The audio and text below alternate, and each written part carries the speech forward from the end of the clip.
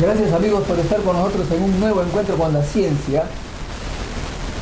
Nos encontramos ahora con el científico de la computación, ingeniero, egresado de la Universidad de Ricardo Palma, quien está ahora dictando cursos de posgrado en esta universidad y ha tenido la gentileza de aceptar esta entrevista.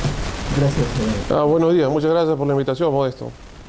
El tema es la ciencia y la computación. En una conversación que he tenido con varios expertos mundiales, dicen que hay un déficit de científicos de la computación. Se necesita más gente que conozca esas tecnologías en el mundo. ¿Es cierto esto? ¿Tú lo ves así? Sí, definitivamente hace falta, siempre van a faltar ingenieros y científicos, ¿no? Ahora, especialmente en el campo de la ciencia de la computación, todo lo que nosotros utilizamos tiene un tipo de sistema operativo o alguna computadora interna, ¿no? Desde un televisor, pasando por los carros, cualquier sistema de alarma, sistema de video, los celulares, las computadoras, todo tiene una computadora interna, ¿no? Y todo esto tiene que ser programado por alguien y configurado por alguien. Es ahí donde ingresan los ingenieros y los científicos de computación. Sin embargo, en el Perú, por lo que se observa, prácticamente todos los programas que usamos, casi todos, vienen del extranjero. O sea, no hay una producción acá en Perú de programas que por lo menos exportemos. Ciertamente la mayoría de programas empiezan, claro, en América y luego por ahí lo siguen los pares de India y China, ¿no? De repente no hay mucha producción acá debido a que hacer un programa que sea confiable es complicado, no es tan sencillo solamente empezar a programar y generar un programa, requiere un conocimiento tanto del hardware que se está utilizando, sistemas de memoria, stacks, sistemas operativos, kernels, etcétera, ¿no? Entonces quizás ese sea el tema por el cual nosotros no estamos produciendo mucho software, ¿no? También la diferencia es abismal porque Estados Unidos empezó este tema que lo que vendría a ser las ciencias de la computación. ¿Tú estudiaste en Estados Unidos? Sí, fui a hacer mi estudio de posgrado en la Universidad de Rochester en Ingeniería de Computación. Rochester también tiene este Instituto Tecnológico de Rochester, ¿no? Claro, ese es el RIT, el Instituto Tecnológico Rochester, pero yo estudié en la Universidad de Rochester. El prestigioso instituto y también la universidad, por supuesto. Ahora, hemos visto que en Perú se promueve a algunos científicos de la computación que han producido también aquí en nuestro país, por ejemplo, esto de cine banana, que permite acceder al cine, a comprar los títulos, parece que se está exportando. Algo hay. ¿Cuán difícil es? ¿En qué programas se hacen esto? ¿Cuál es la dificultad? Por ejemplo, un joven que quisiera hacer este tipo de aplicaciones, ¿qué cosa tendría que aprender? Primero tendría que aprender en qué consiste un sistema de computación, cuáles son los elementos de hardware y al mismo tiempo cómo estos elementos de hardware se comunican con los elementos de software. Tiene que aprender algo del sistema operativo, porque el sistema operativo es el que le va a permitir darle control a las instrucciones que uno codifica, va a tener acceso al hardware, ¿no? Entonces, primero tendría que tener los conceptos claves, lo que es un sistema operativo, lo que es un sistema de computación y luego lenguajes de programación. Si un joven que sale del colegio, ¿cuántos años tendría que estudiar para dominar más o menos lo necesario para empezar a hacer aplicaciones? Por lo general, las carreras acá de pregrado demoran 5 años, ¿no? Pero yo creo que también depende mucho de la persona que esté estudiando, ¿no? Una persona que lleva los 2 primeros años de cursos regulares en una carrera de ciencia de la computación ya debe estar en capacidad de producir cualquier programa que desee, ¿no? En Europa he visto que cuando piden o necesitan una persona que programe cosas nuevas, generalmente demandan matemáticos. O sea, aparentemente los matemáticos están preparados para crear cosas nuevas, estructuras nuevas. Acá todavía no es el caso. Bueno, en un principio la ciencia de la computación la empiezan los matemáticos, ¿no? Por ejemplo, teníamos von Neumann, un matemático, él empezó toda esta rama de lo que es ciencia de la computación. Entonces, la matemática es una parte fundamental de la ciencia de la computación. Si no hubiera habido matemáticos que empezaran este campo, no tendríamos los avances que tenemos en software ahora. En mis tiempos de estudiante teníamos bastante respeto por lo que en esa época ya la llamábamos, de repente hasta ahora, el lenguaje de máquina. ¿Qué cosa es un lenguaje de máquina? El lenguaje de máquina son los ceros y unos que entiende la computadora. Sin embargo, nosotros no estamos en capacidad de entender un 0 y 1 y se le hace muy complicado al usuario final poder trabajar este lenguaje de máquina. Entonces, para eso se han creado lo que llamamos lenguaje de programación. Entre los principales lenguajes de programación tenemos lo que es Java, Fortran, C++, Python, Perl. Ahora, estos lenguajes son amigables a la persona humana y los puede entender. Luego pasan por un programa que se llama compilador, que se va a encargar de traducir todas estas instrucciones que se han escrito en lenguaje de programación al lenguaje máquina. Entonces, de esta manera se separan las interfaces y solamente nosotros tenemos que preocuparnos de programar bien en estos lenguajes y ya el compilador se encarga de traducir todo esto al lenguaje máquina de manera que la computadora lo pueda entender. Cada científico de la computación tiene pues su plataforma para trabajar. Estos programas que tú señalas tienen que estar incluidos en esa plataforma, ¿no? Sí, felizmente existe lo que se llama software libre, entonces el compilador es libre, no hay necesidad de estar pagando costos. También los lenguajes son estándares internacionales que se siguen y hay una pletora de compiladores de lenguajes que son libres y las personas pueden acceder a ellos sin necesidad de estar pagando licencias por esto. También un fenómeno que observamos en el Perú, en lo que se llama el déficit en el mercado internacional del conocimiento respecto a programas. Tú estás haciendo ahora, tú estás enseñando en la Universidad Ricardo Palma a un programa de posgrado. ¿Qué cosas les enseñas? Bueno, estoy participando en un programa de posgrado que es la maestría en ciencia de datos, ¿no? Al día el Internet produce 2.5 exabytes de información, lo que viene a ser 10 a la 18 bytes de información, solamente al día, ¿no? Entonces, toda esta capacidad de datos es significativa y para procesarla tenemos que tener nuevos paradigmas, ¿no?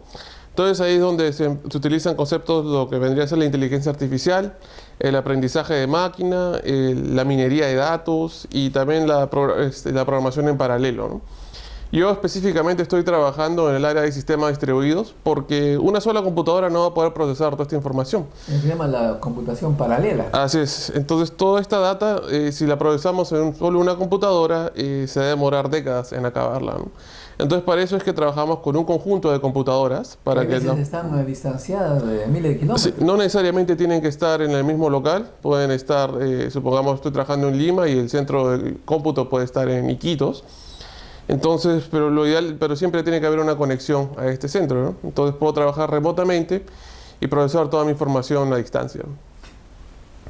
Aún no experto en estos temas, como es el caso mío, no entiende muy bien la diferencia de minería de datos, big data, ciencia de datos. ¿Cuáles son esas diferencias? Claro, la ciencia de datos nace como una rama en la ciencia de la computación. A medida que el conocimiento humano ha ido avanzando y también la capacidad de almacenar información fue avanzando en computación gracias a los avances tecnológicos, en lo que se llama el escalamiento del silicio, podemos trabajar más información. Al poder tener más información, trabajar esta información de manera precisa y eficaz se convirtió en un problema. Entonces ahí es donde empieza lo que se llama ciencia de datos. Para trabajar la data, porque toda la data no es útil, solamente tenemos que seleccionar la data que es más interesante, ¿no?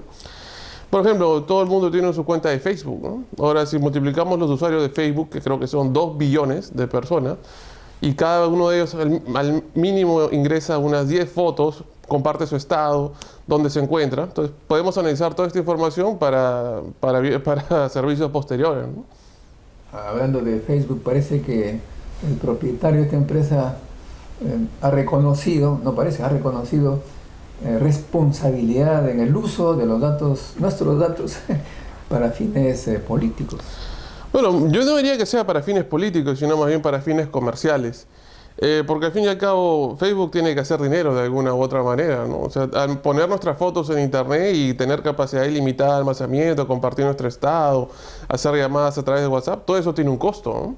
Entonces, de algún lado tiene que salir el dinero, ¿no? Entonces, por eso es que son fines comerciales, ¿no? Muy bien.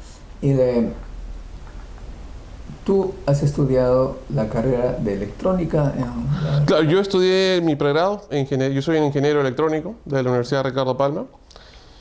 Posteriormente fui a Brasil a hacer una especialización en economía de la energía y posteriormente fui a Estados Unidos a hacer mi doctorado en ingeniería de computación. Bueno, hay también otro problema, ¿no? No necesariamente tienes que ser ingeniero electrónico para ser ingeniero de computación y tampoco para ser científico. ¿Cuál ha sido el gap que has tenido que llenar o el cambio que has tenido que hacer para esto? Si uno lleva cualquier carrera de ingeniería, debe tener clara lo que es la base en matemáticas, conceptos lógicos y hasta cierta física, ¿no? Si uno tiene claro estos conceptos, no va a tener mucho problema en pasarse de una ingeniería, especialmente los campos de ingeniería informática, electrónica, eléctrica, ciencia de la computación, que comparten un background parecido, ¿no? Entonces no es que sea un cambio radical cambiar de ingeniería electrónica, informática y o viceversa.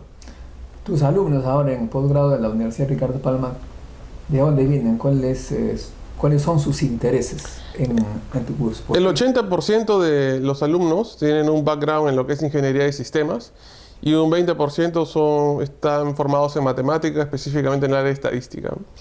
Entonces, en ingeniería de sistemas, ellos están trabajando con bastante data, ya puede ser de clientes, de procesos, de compras, etc., ¿no? Entonces, tienen que procesar esta data de una manera eficiente que les permita hacer predicciones, ¿no? Entonces, ahí es cuando viene la inteligencia artificial y el machine learning, ¿no? Cuyo objetivo final es reducir los tiempos de procesamiento y también poder tener un análisis más o menos predictivo de lo que puede ocurrir en el futuro, siguiendo ciertas tendencias.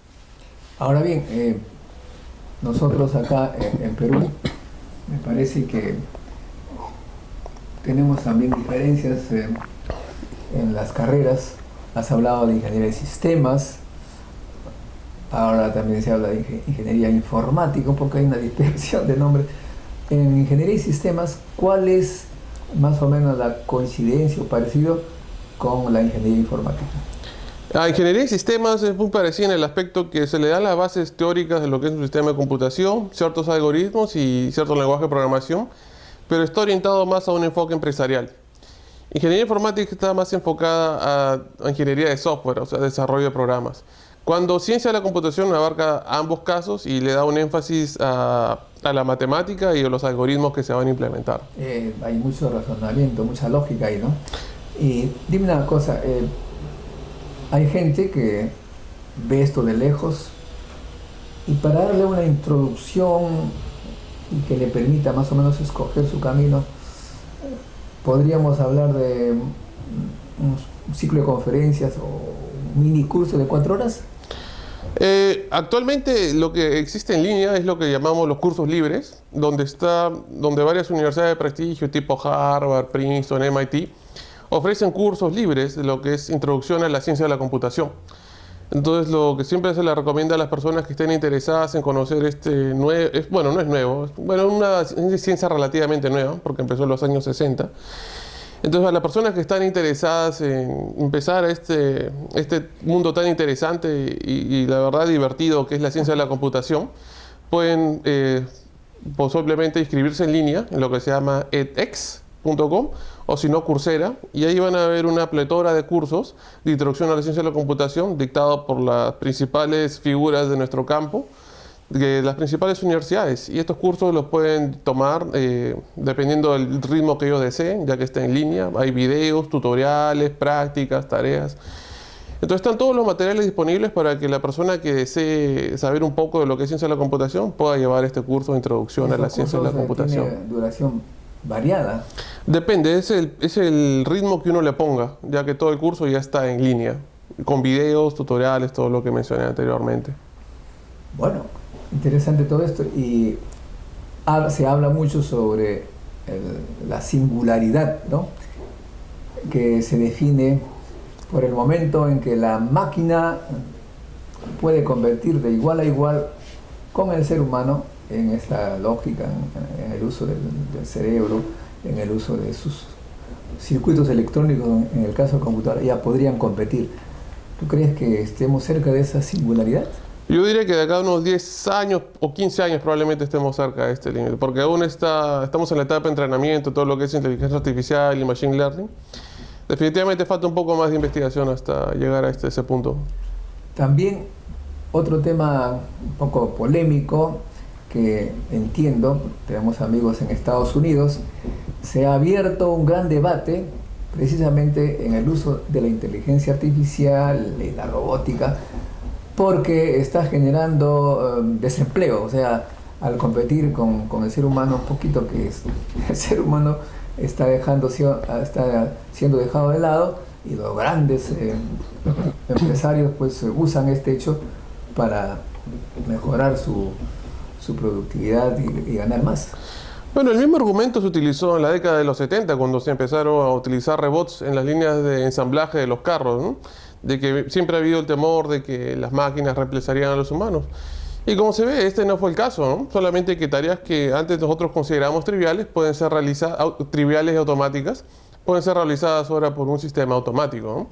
Entonces, lo que sí tiene que tomarse en cuenta es que las tareas que ahora que las hace un operario, que son tareas repetitivas, van a ser realizadas por un sistema automático, ¿no? Entonces, ahí es donde uno tiene que hacer hincapié en casi preparar a la población para que se prepare, y porque siempre va a haber trabajo para las personas que estén preparadas, ¿no? Pero obviamente tienen que cambiar de interés, de tema de estudio, no se puede estudiar lo mismo que lo que podría hacer una máquina. Pero hablando de estos cambios, cuando estudiaste en la Universidad Ricardo Palma, tú te has dado cuenta, obviamente, estos cambios tan rápidos en el conocimiento, que uno tiene que estar permanentemente siguiendo los cursos libres que tú señalas, o bien inscribiéndose en cursos presenciales para estar al día, si no, uno queda totalmente fuera de foco. Bueno, el campo de la ciencia de la computación es un campo innovador, y la misma característica de la industria hace que un producto que hace un año fue revolucionario venga otro a 6 meses y lo deje obsoleto, ¿no? Entonces es uno de los campos más innovadores que existe en el planeta, y es una industria vibrante y que siempre tiene nuevos conocimientos, ¿no? Entonces por eso uno siempre tiene que estar al tanto de lo último que está realizando. Siempre hay ideas, siempre hay personas con buenas ideas, y estas ideas siempre se plasman en los principales congresos o journals de nuestro campo, ¿no? Entonces siempre hay que estar leyendo e investigando lo último, ¿no? Finalmente, Emilio, ¿cuál ha sido lo que más te ha impactado en tu carrera, en la historia de la ciencia y la computación? A mí, para darte un ejemplo, en mi caso, ¿no? Yo pertenezco a esta generación que empezó pues en los años 60, imagínate, la prehistoria, que uno tenía que perforar tarjetas para que la máquina la leyera, hacía un ruido infernal, y una computadora gigantesca para lo que ahora es ridículo, pues entraría en 2 páginas para hacer un texto. Y lo que más me impresionó en esta carrera fue justamente la conexión de computadoras. Me acuerdo que estuve en el año 1985 en Santa Fe, en Los Álamos, y le pedí a un colega alemán que me prestara algunos datos que él había obtenido para usar en mis cálculos, y él me dijo, bueno, mira, aquí está, toma, es el código de mi computadora y tú sacas los datos. ¿Cómo así? Le digo, no, desde tu país nomás tú puedes ingresar. Y eso. Luego estaba trabajando en París un domingo, y el lunes mi jefe me dice, qué interesante has estado haciendo tu trabajo el domingo, me dice. Digo, pero usted, ¿cómo sabía? Es que de mi casa, de campo, veía qué es lo que tú hacías. Es lo que a mí me sorprendió. ¿A ti qué te ha sorprendido en esta historia? Bueno, en la historia de la computación lo que más sorprendió fue el escalamiento del transistor, ¿no? Desarrollaron los laboratorios Bell en el año 48, si no me equivoco. Entonces, gracias a este transistor es que tenemos todos estos avances, ¿no? Si no hubiera sido por este descubrimiento, que le valió el premio Nobel, creo que a Bertrand y 2 científicos más, no hubiéramos tenido todo lo que tenemos ahora, ¿no? Un simple elemento, un semiconductor, es lo que ha permitido toda esta revolución de las tecnologías de información. Eso es lo que no comprende mucha gente, que esta revolución de la tecnología y la comunicación no solamente tiene que ver con manejo de software, sino que los dispositivos que son generados en los laboratorios de física, soy físico, un poco orgulloso de ello, claro. Sin esa revolución científica en la ciencia de materiales, no habríamos estado en este tema. Me acuerdo que leí un libro de, me parece, Steve Jobs, que él quería hacer un determinado servicio con sus computadoras, con sus máquinas que quería hacer, y sus ingenieros le dijeron no podemos porque se necesita este dispositivo, y este dispositivo tiene una patente de un japonés. Vamos a Japón, y se fueron, y eran científicos de material. O sea que siempre hay la necesidad de ciencia de materiales para acelerar el progreso de la ciencia y la computación, ¿no? No, nosotros somos ciencia aplicada, lo que es ingeniería y ciencia de la computación. Nosotros dependemos tanto de las ciencias básicas, dependemos de la matemática y la física y la química para tener todos estos avances, ¿no? Muy bien, te felicito por esta carrera. Entiendo que es una carrera apasionante. Dicho sea de paso, tengo un hijo que es doctor en informática, matemática, le llaman en Francia, entonces un científico de computación. Son muy apasionados, muy concentrados. Se requiere pues un poder de concentración para ponerse a resolver problemas. ¿Tú la tienes, pues, por supuesto? Bueno, tengo ganas, efectivamente. Poder de concentración siempre uno va a tener que lidiar con eso, ¿no? Pero más que nada ganas y la voluntad de sacar adelante los problemas que uno tenga al frente. Si te pediría que hicieras un aviso, digamos, a los jóvenes de la universidad para enamorarlos y que sigan tu carrera, ¿cómo presentarías esto? Porque te cuento que me acuerdo, me lo hicieron acordar, ¿no? Una vez un joven, estamos hablando del año 70 por allí, en la uni, me pregunta, dice, ¿tú estás en la facultad de física? Sí, le digo. Pero ¿qué cosa significa? ¿Para qué sirve un físico? Entonces, bueno, yo le expliqué tantas cosas, brevemente por supuesto, y al día siguiente se cambió de ingeniería electrónica a física, y hoy es el el vicerrector de investigación de la UNI. O sea que aparentemente fui convincente. A ver, tú convence a la gente que escoja tu carrera. La pregunta sería de un joven: profesor, ¿qué cosa es un científico de la computación? ¿Para qué sirve? Bueno, ¿Cuál es claro, mi ventaja si me meto en esto?